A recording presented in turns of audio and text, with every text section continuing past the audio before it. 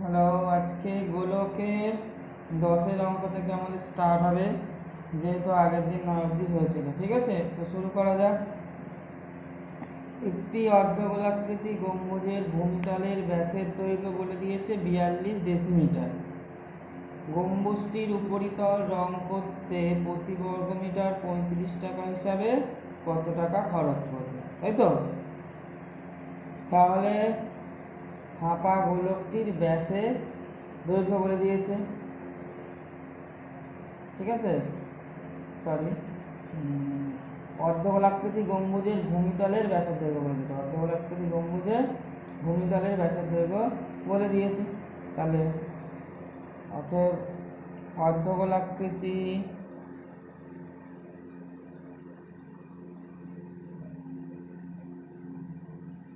গম্বুজের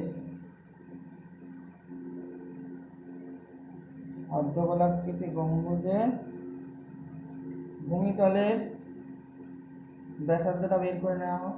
ভূমিতলের ব্যাসার্ধ যেটা কি ছিল, স্মল আর। আচ্ছা, এখানে 42 ডেসিমিটার দিয়েছে, তার মানে 4.2 মিটার। ঠিক আছে, আমরা ডেসিমিটারকে মিটারে নিয়ে গেলে 10 দিয়ে ভাগ করি, তাহলে 42/10 মানে 4.2/2, কারণ ব্যাসার্ধে নিয়ে গেলাম, এটা চলে গেল আমাদের মিটারে, তো কাটাকুটি করলে আমাদের কত হয়ে যাবে, 2.1। ঠিক আছে, এরপর আমাদের বলেছে যে উপরিতল রং করতে, তার মানে কি, সমগ্রতলের ক্ষেত্রফল। ঠিক আছে, অতএব অর্ধগোলাকৃতি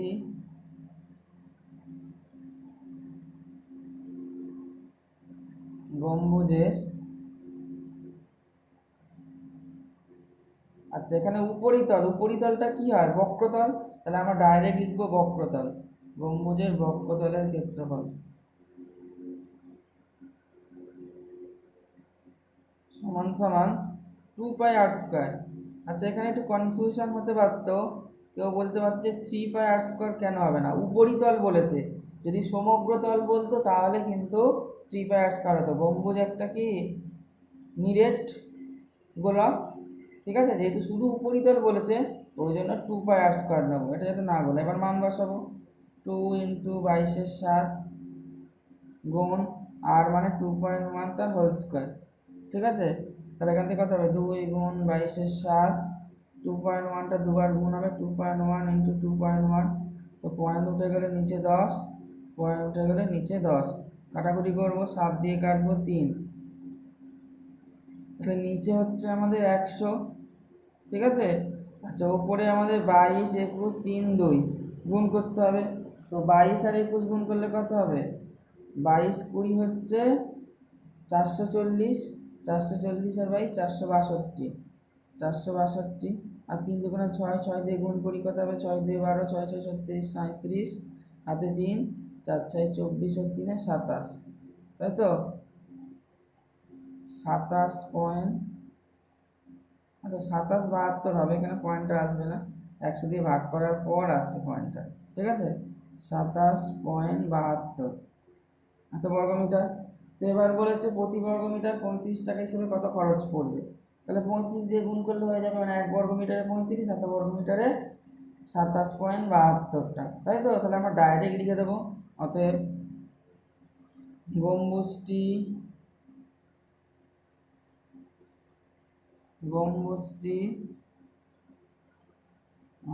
রং করতে খরচ, গম্বুজটি রং করতে খরচ হবে, তাহলে কত, 35 টাকা, তাহলে 27.72 গুণ 35, ঠিক আছে, এত টাকা। তো এটা যদি আমরা করি কীভাবে দেখা যাক, তো এখান থেকে দেখতে পাচ্ছি 35 যদি গুণ করি, গুণটা করা যাক, আর অনেকভাবে করা যেত, যেমনি করা যাক।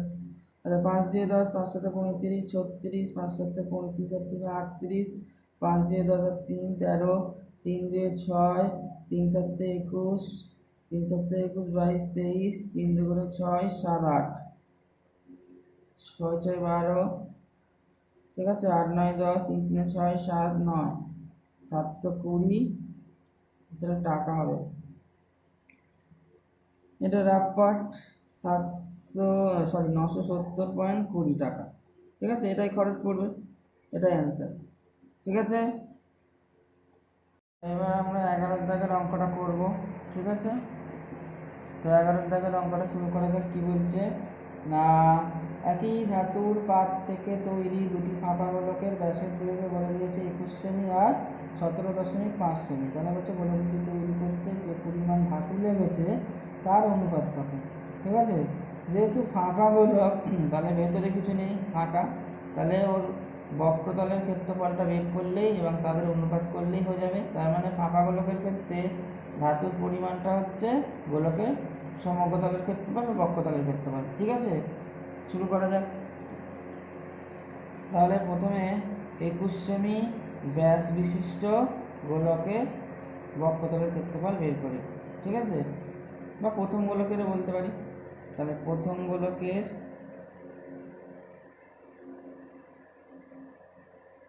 ওটা কি দিয়েছে, ব্যাস। প্রথম গোলকের ব্যাসার্ধের দৈর্ঘ্য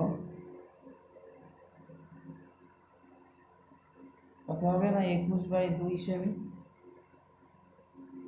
ব্যাস থেকে ব্যাসার্ধ নিয়ে গেলে 2 দিয়ে ভাগ করতে হয়, অর্থাৎ প্রথম গোলকের সমগ্রতলের ক্ষেত্রফল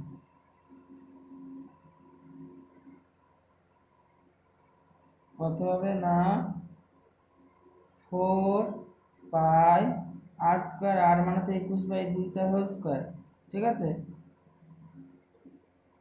তাহলে এটা করলে কত হচ্ছে 4π গুণ 441/4, এটা এরকমই থাকবে। আচ্ছা, এবার দ্বিতীয় গোলকের ব্যাসার্ধের দৈর্ঘ্য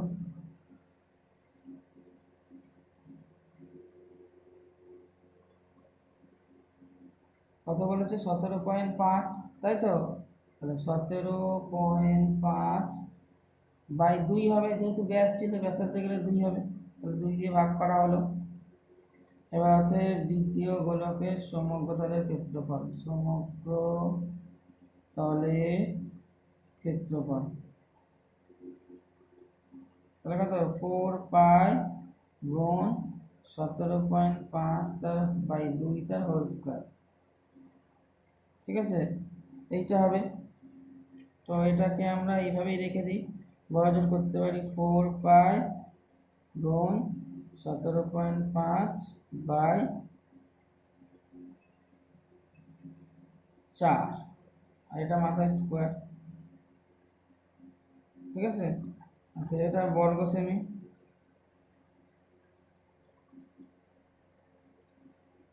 এটা বর্গ সেমি হচ্ছে, উপরে এটা বর্গ সেমি হবে। এদের অনুপাত গিয়েছে, তো নির্ণয় অনুপাত, নির্ণয় অনুপাত কি হবে দেখা যাক। 4π ইন্টু 441/4 is to 4π ইন্টু 1.75 ও 17.5, এটা স্কোয়ার, নিচে 4, 4 4 কেটে গেল, 4π কেটে গেল, 441। ঠিক আছে, 441টাকে 21 গুণ 21ও লিখতে পারতিস। ঠিক আছে, ইস টু 17.5² মানে 2 বার 17.5 গুণ হবে। তাহলে এখান থেকে হয়ে যাচ্ছে 21 গুণ 21 ইস টু 175/10, 175/10। তো এবার কি যদি কাটাকুটি করি তাহলে দেখা যাক, 5 দিয়ে যদি কাটি, 5 দিয়ে 10, 5 3 15, 5 5 25, এটাও তাই হবে। 7 দিয়ে কাটলে 7 3 21, 7 5 35, আচ্ছা আবার 3 আবার 5, তাহলে আমাদের হয়ে গেল 9:25/4, আর এই 4টা 9টা গুণ করে দেবো, 4 9 36:25, এটাই অ্যান্সার। ঠিক আছে, ক্যালকুলেশন আরও সোজা হতো যে যেভাবে করবি, আমি এইভাবে একটা করলাম। ঠিক আছে, এটাই উত্তর। আচ্ছা 12 অঙ্কটা দেখা যাক কি বলেছে, যে একটা গোলক থেকে একটা অংশ কেটে নেওয়া হয়েছে এবং আগের গোলকের যে বক্ষতলের ক্ষেত্রফল সেটা কেটে নেওয়া গোলকের বক্ষতলের ক্ষেত্রফল যা মানে আগের ক্ষেত্রফল, আগের গোলকটার যে বক্ষতলের ক্ষেত্রফল যা হবে কেটে নেওয়া গোলকের বক্ষতলের ক্ষেত্রফল তার অর্ধেক হবে। ঠিক আছে, তো আমরা কি করলাম, তো যে ধরি আগের ধাতব গোলকটির ব্যাসার্ধ ক্যাপিটাল আর একক, মানে আমরা কি ধরে নিলাম যে আগে ধাতব গোলকটির ব্যাসার্ধ ছিল ক্যাপিটাল আর একক, গোলকটির বক্ষতলের ক্ষেত্রফল তাহলে কত হবে 4πr², যেহেতু ক্যাপিটাল আর তাহলে 4πr² বর্গ একক লিখেছি। এবার কেটে নেওয়া অংশের গোলকের বক্ষতলের ক্ষেত্রফল মানে আগেরটার অর্ধেক, তার মানে 4πr²/2 কাটাকুটি করলাম। ঠিক আছে, তো কাটাকুটি করলে কত হবে, 2 4 কেটে গেল 2πr², বোঝা গেল। এটা হচ্ছে কেটে নেওয়া গোলকের বক্ষতলের ক্ষেত্রফল। আচ্ছা, কেটে নেওয়ার পরে গোলকটা তো একটা গোলকই হবে। ঠিক আছে, যে অংশ কেটে নিলাম সেটা তো নতুন গোলক হবে, তাহলে তার কি জেনারেট হবে, তার আলাদা করে একটা ব্যাসার্ধ হবে, সেটা ধরে নিলাম। ধরি কেটে নেওয়া গোলকের ব্যাসার্ধ আর একক স্মল আর, তাহলে তার বক্ষতলের ক্ষেত্রফল হবে 4πr তার হোল স্কোয়ার। ঠিক আছে, এবার বলা আছে যে আগেরটার ক্ষেত্রে 2πr² আর এটা 4πr², তাহলে দুটো সমান হবে, মানে এই 4πr² = 2π ক্যাপিটাল R²। ঠিক আছে, তো এখান থেকে আমরা পেয়ে যাবো R² = 2πr²/4π। তো কাটছে কি, পাই পাই কাটবে, 2 2, তার মানে আমাদের দাঁড়ালো R² = আচ্ছা রুট ওভার হবে, স্কোয়ার উঠে গেলে √r/2। ঠিক আছে, তাহলে R² মানে আর, আর 2 মানে √2। ঠিক আছে, তাহলে আর ক্যাপিটাল আর এর মধ্যে আমরা একটা সম্পর্ক পেয়ে গেলাম। এবার আমাদের দুটোর আয়তনের অনুপাত বের করতে বলেছে। ঠিক আছে, তাহলে প্রথমে কি বলেছে না, কেটে নেওয়া অংশের গোলকের আয়তনের অনুপাত। তাহলে কেটে নেওয়া অংশের মানে নির্ণয় অনুপাত বের করব। তাহলে কেটে নেওয়া অংশের গোলকের আয়তন কত হবে, 4/3 স্মল আর, মানে 4/3 স্মল আর তার হোল কিউব। ঠিক আছে, তাহলে ওটাই আমরা এখন লিখব। তো 4/3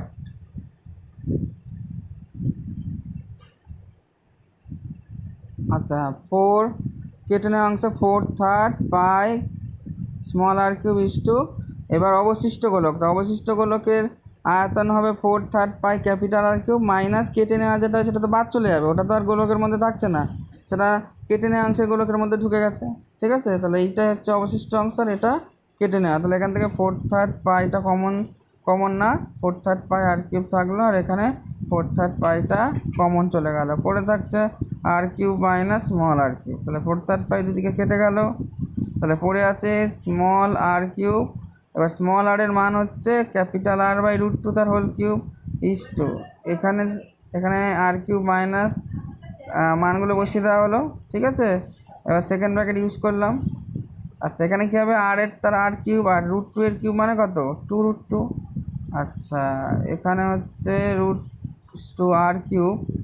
আচ্ছা, এখানেও তো একই জিনিস হবে, ক্যাপিটাল R³/2√2। এখান থেকে এবার ক্যাপিটাল R³ 2√2। আচ্ছা, এখানে হচ্ছে 2√2 লসাগু, তো কী হবে R³ × 2√2, কোনাকুনি গুণ হয়, মাইনাস R³ যেমন আছে বসে গেল। ঠিক আছে, মাইনাস R³। এবার হচ্ছে R³/2√2, এখানে R³ কমন যাবে, কমন গেলে কী হবে না 2√2 মাইনাস 1/2√2, 2√2 কেটে গেল, R³ কেটে গেল, কেটে গেলে সব কিছু বাম দিকে কত পড়ে আছে 1:2√2 মাইনাস 1, এটাই অ্যান্সার। ঠিক আছে,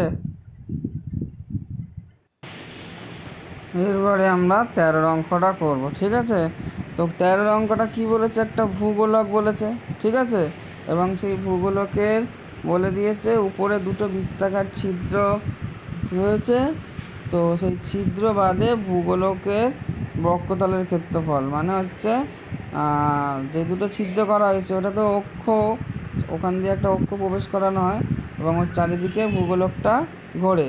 ঠিক আছে, তো আমরা কি করব, যে ব্যাসার্ধ দেওয়া আছে ভূগোলকটা সেখান থেকে তার বক্ষতলের ক্ষেত্রফল বের করব আর যে দুটো ছিদ্র করা হয়েছে তারও তো সে দুটো বৃত্ত হবে।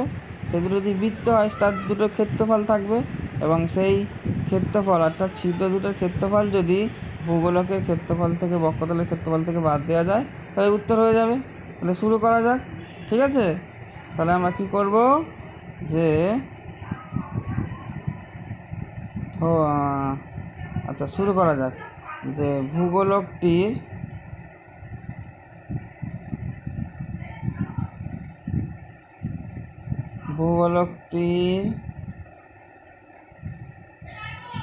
ব্যাসার্ধ সমান সমান 14 সেমি। তাহলে যদি তার ব্যাসার্ধ 14 সেমি হয় তাহলে ভূগোলকটির বক্ষতলের ক্ষেত্রফল কত হবে? ক্ষেত্রফল হবে 4πr², ঠিক আছে? 4πr², এত বর্গ সেমি, ঠিক আছে? তো এবার 4 মান হচ্ছে 22/7 আর r মান হচ্ছে 14, দুবার গুণ হবে, ঠিক আছে? তো পরের লাইনে হবে 4 × 22/7 × 14 × 14, ঠিক আছে? কাটাকুটি করবো, 7 2 14, তো 14 দুগুণে 28 আর 22, মানে আমাদের গুণটা কী করতে হবে? 4 × 22 × 28, তো 22 আর 28 গুণ করলে কত হয়? 616। 616কে 4 দিয়ে গুণ, ঠিক আছে? তাহলে কত হবে? 4 দিয়ে যদি আমরা গুণ করি 4 × 64, ঠিক আছে? আর 4 × 24, 64 বর্গ সেমি, ঠিক আছে? এবার যে বৃত্তাকার ছিদ্র দুটো করা হয়েছে তার ক্ষেত্রফল বার করি। তাহলে সে কি দুটি 0.7 সেমি ব্যাসার্ধ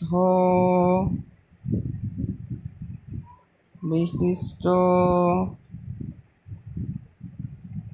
বৃত্তাকার ছিদ্রের ক্ষেত্রফল কী হবে? না, যেহেতু দুটো ছিদ্র তাহলে 2 × πr², বৃত্তের ক্ষেত্রফল πr², আর মানে তো 0.7 তার হোল স্কোয়ার, বর্গ সেমি, ক্ষেত্রফলের একক বর্গ সেমি হয়, ঠিক আছে?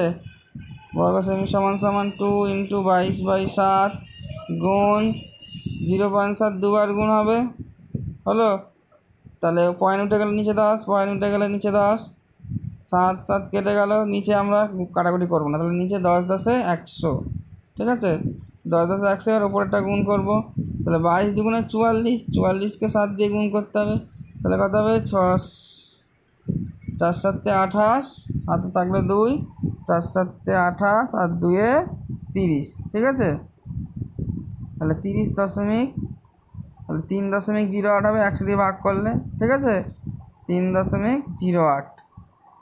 এবার আমরা কি করব যে ভূগোলকটির মানে যে তো ছিদ্র বাদ দিয়ে তাহলে ভূগোলকটির গোলাকার অংশের ধাতব পাতের ক্ষেত্রফল সমান সমান কী হচ্ছে? বিয়োগ দিতে হবে, 2 4 6 4 বিয়োগ 3.08, এত বর্গ সেমি, ঠিক আছে? তো বিয়োগটা কী করবে? এত বর্গ সেমি বিয়োগটা হবে 24 64.00.083 বিয়োগ করবো, 8 2 9, 3 4 মিলে 0, 6 4 2, তার মানে 2460.92 বর্গ সেমি, ঠিক আছে? এটাই অ্যান্সার। এবার আমার লাস্ট যে অঙ্কটা সেটাই চলে আসে, লাস্ট অঙ্ক, ঠিক আছে?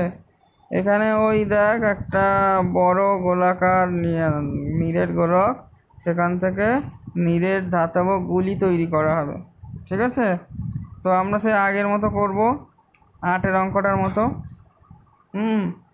তো 8-এর অঙ্কটা কী ছিল? প্রথমে মোট আয়তন বের করেছি, মানে বড় গোলকটা, সেখান থেকে ছোট গোলকের আয়তন ভাগ করেছি। তাহলে আমরা প্রথমে 8 সেমি ব্যাসার্ধ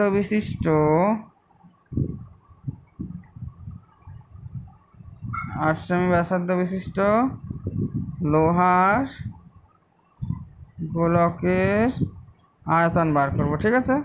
গোলকের আয়তন সমান সমান সূত্রে কী হবে, 4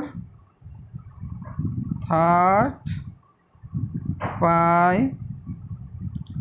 আর কিউব, আর তো মানে 8 কিউব, ঠিক আছে? এখানে আমরা কাটাকুটি করবো না সে আগের অঙ্কগুলোর মতো। তাহলে কী হবে, 4 পাই 8 কিউব মানে 512, ঠিক আছে? 512। আচ্ছা, এবার 1 সেমি ব্যাসার্ধ বিশিষ্ট 1 সেমি ব্যাসার্ধ বিশিষ্ট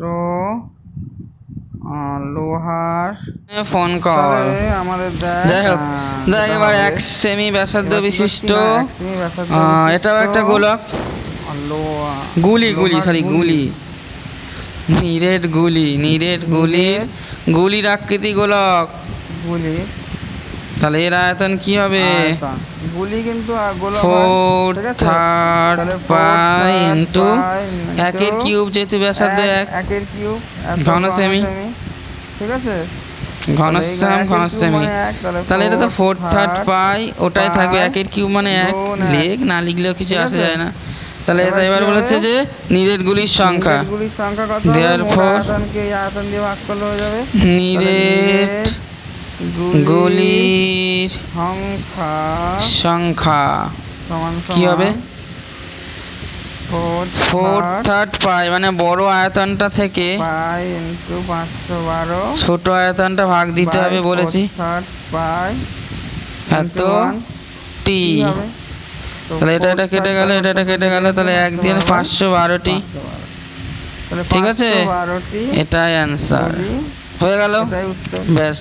তো এই গোলকের চ্যাপ্টারটা শেষ হয়ে গেল, ভীষণ সোজা চ্যাপ্টার ছিল, একটু কনসেপ্ট ছিল, তো আশা করবো সবাই বুঝতে পেরেছিস। তো এই পর্যন্ত চল, টাটা।